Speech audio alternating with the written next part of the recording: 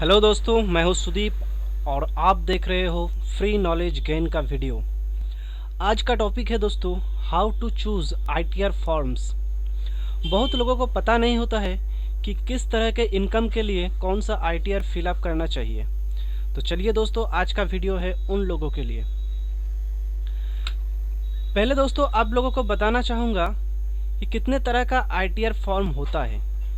Total 9 तरह का ITR forms होता है। ITR 1, ITR 2, ITR 2A, ITR 3, ITR 4, ITR 4S, ITR 5, ITR 6 and ITR 7। तो फर्स्ट जो फॉर्म है वो है आईटीआर 1। तो आईटीआर 1 कौन लोग भर सकता है? जिनका सैलरी एंड इंटरेस्ट इनकम है और जिनका एक हाउस प्रॉपर्टी का इनकम रहेगा। एक हाउस प्रॉपर्टी का इनकम रहेगा तो वो आईटीआर 1 भर सकता है। हाउस प्रॉपर्टी का इनकम नहीं भी हो सकता है उनका, तो वो आईटीआर 1 भरेगा, सिर्फ सैलरी और इंटरेस्ट है। अगर उनका एक से अधिक हाउस प्रॉपर्टी का इनकम रहेगा तो वो आईटीआर 1 नहीं भर सकता है। यहाँ पे एक नोट भी है दोस्तों, who does not run any business और प्रोफेशन। इनका बिजनेस और प्रोफेशन भी होना नहीं चाहिए, तो सिर्फ इसका सैलरी होना चाहिए तो वो आईटीआर 1 भरेगा, या तो फिर उनका एक हाउस प्रॉपर्टी का इनकम भी रह सकता है। चलिए दोस्तों आगे बढ़ते हैं। नेक्स्ट है आईटीआर 2। आईटीआर 2 कौन भर सकता है? एक्चुअली आईटीआर 2 होता है जिनका कैपिटल गेन होता है। जिनका कैपिटल गेन होता है वो आईटीआर 2 भरता है। इसमें भी आप सैलरी एंड इंटरेस्ट का डिटेल्स भर सकते हो। इसमें आप देखिए, who has income from more than 1 house property. आप एक से अधिक हाउस प्रॉपर्टी का इनकम आपका हो सकता है तो वो आप आईटीआर 2 भर सकते हो।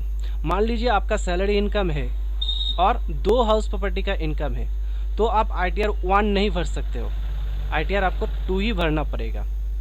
ठीक है, क्योंकि आपको एक से अधिक हाउस प्रॉपर्टी का इनकम आप आईटीआर 2 में ही दिखा सकते हो, आप आईटीआर 1 में नहीं दिखा सकते हो। अब मान लीजिए आपका कोई भी इनकम नहीं है, सिर्फ आपका कैपिटल गेन है, तो आपको आईटीआर 2 भरना पड़ेगा। इसमें एक और नोट है, क्या है? Who holds foreign assets and income from outside of India. तो आपका फॉरेन एसेट भी हो सकता है, आपका इंडिया का बाहर का इनकम भी हो सकता है, आप आईटीआर 2 में भर सकते हो। यहाँ पे भी एक नोट है दोस्तों, who does not run any business और प्रोफेशन। आपका कोई बिजनेस और प्रोफेशन होना नहीं चाहिए। तो आईटीआर 1 किन लोगों के लिए है? जिनका सैलरीड इनकम है और आपका हाउस प्रॉपर्टी का इनकम रह भी सकता है, नहीं भी रह सकता है। अगर एक रहेगा तो आप आईटीआर 1 भरेंगे, या आपका 2 रहेगा या उनके ज़्यादा रहेगा तो आप आईटीआर 2 भरेंगे। तो उम्मीद करता हूँ दोस्तों आईटीआर 1, आईटीआर 2 आपको समझ में आ गया होगा किन लोगों के लिए है। नेक्स्ट है दोस्तों आईटीआर 2A। एक्चुअली दोस्तों यहाँ आप याद रखिएगा एक चीज़, जो आईटीआर 1 भर सकता है वो आईटीआर 2A भी भर सकता है, क्योंकि आईटीआर 1 में जो है वो आईटीआर 2A में भी है। देखिए, आईटीआर 1 में आपका सैलरी एंड इंटरेस्ट है, यहाँ पे भी है। आईटीआर 1 में आपका क्या प्रोप्राइटर भी है, सॉरी, हाउस प्रॉपर्टी का इनकम कितना है? एक हाउस प्रॉपर्टी का इनकम आईटीआर 1 में है। अगर आप आईटीआर 2 भरना चाहते हैं मोर देन 1 हाउस प्रॉपर्टी, तो आईटीआर 2A है। और यहाँ पे एक चीज़ है, who does not hold foreign assets. 1 में भी है, आप फॉरेन एसेट्स होल्ड नहीं कर सकते, या बिजनेस आउट ऑफ इंडिया का इनकम होना नहीं चाहिए। ठीक है दोस्तों, यहाँ पे भी एक नोट है, who does not run any business और प्रोफेशन। आपका बिजनेस या प्रोफेशन होना नहीं चाहिए। चलिए दोस्तों आगे बढ़ते हैं। नेक्स्ट है आईटीआर 3। एक्चुअली आईटीआर 3 किसके लिए है? जो फार्म का पार्टनर है, जिसका कोई फार्म है और उस फार्म का कोई पार्टनर है, तो उनके लिए है आईटीआर 3। तो इस फॉर्म में भी आप सैलरी एंड इंटरेस्ट का इनकम भर सकते हैं, आप कैपिटल गेन का भी इंटरेस्ट भर सकते हो, आप मोर देन 1 हाउस प्रॉपर्टी का इनकम का डिटेल्स भी आप भर सकते हो, आप यहाँ पे फॉरेन एसेट्स होल्ड कर सकते हो एंड इंडिया का बाहर का इनकम भी आप कर सकते हो। तो ये आपका आईटीआर 3 है। इसमें भी एक नोट है दोस्तों, who does not run any proprietorship business and profession. तो आपका कोई प्रोप्राइटरशिप बिजनेस या प्रोफेशन होना नहीं चाहिए। अगर आपका प्रोप्राइटरशिप बिजनेस प्रोफेशन है और आप फार्म का पार्टनर है तो आप आईटीआर 3 नहीं भर सकते हो, उसके लिए है आईटीआर 4। आगे बात करेंगे। तो दोस्तों ITR 3 आपको समझ में आ गया होगा। चलिए आगे बढ़ते हैं। ITR 4, ITR 4 किन लोगों के लिए होता है? Actually who has income from proprietorship business और प्रोफेशन, जिनका प्रोप्राइटरशिप बिजनेस है, जिनका कोई तरह का भी दुकान है, कोई प्रोफेशन है, तो वो ITR 4 भर सकता है। तो इनमें क्या होता है, उन लोगों को बुक्स ऑफ अकाउंट्स मेंटेन करना पड़ता है एंड उसका बैलेंस शीट, उसका प्रॉफिट एंड लॉस इसमें भरना पड़ता है। तो इसमें आप प्रॉफिट जितना भी चाहे दिखा सकते हो, आप ज़ीरो भी दिखा सकते हो या जितना चाहे आप दिखा सकते हो, ठीक है। और ITR 4 में आप सैलरी एंड इंटरेस्ट का डिटेल्स भी भर सकते हो, कैपिटल गेन का डिटेल्स भी भर सकते हो, आपका more than one house property का इनकम भी हो सकता है, आप भर सकते हो, आप फार्म के पार्टनर भी हो सकते हो, आप फॉरेन एसेट भी होल्ड कर सकते हो, इंडिया के बाहर का इनकम भी आपका हो सकता है। तो आप इस ITR 4 में इन चीज़ों को आप भर सकते हो। नेक्स्ट चलिए दोस्तों आगे बढ़ते हैं। नेक्स्ट है ITR 4S।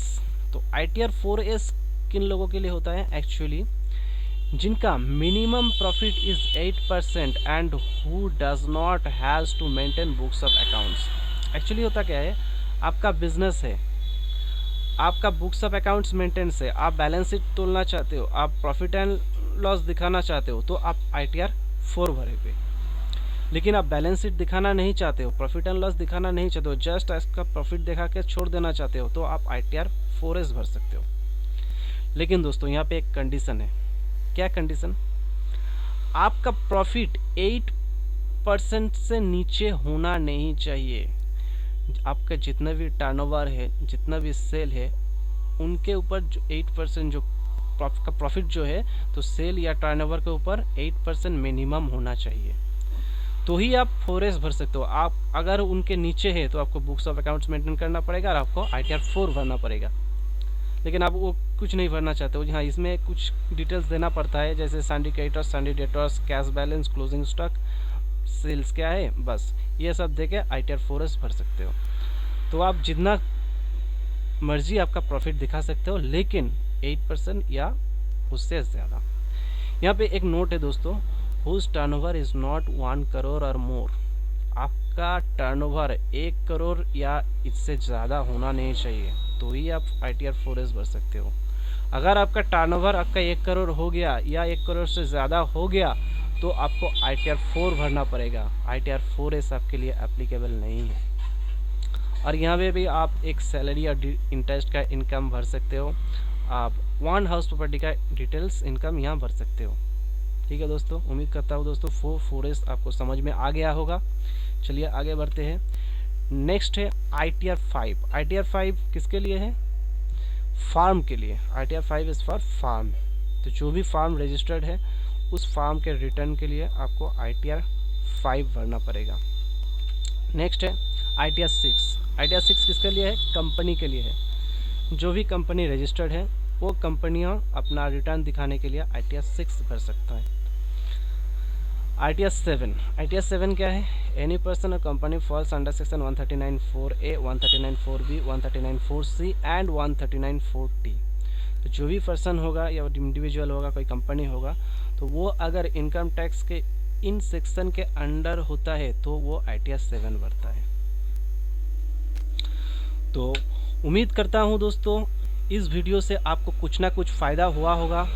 मेरे वीडियो से अगर आप कुछ सीख रहे हो, तो प्लीज़ दोस्तों इस वीडियो को लाइक कीजिए एंड शेयर कीजिए, ताकि कोई और भी सीख पाए।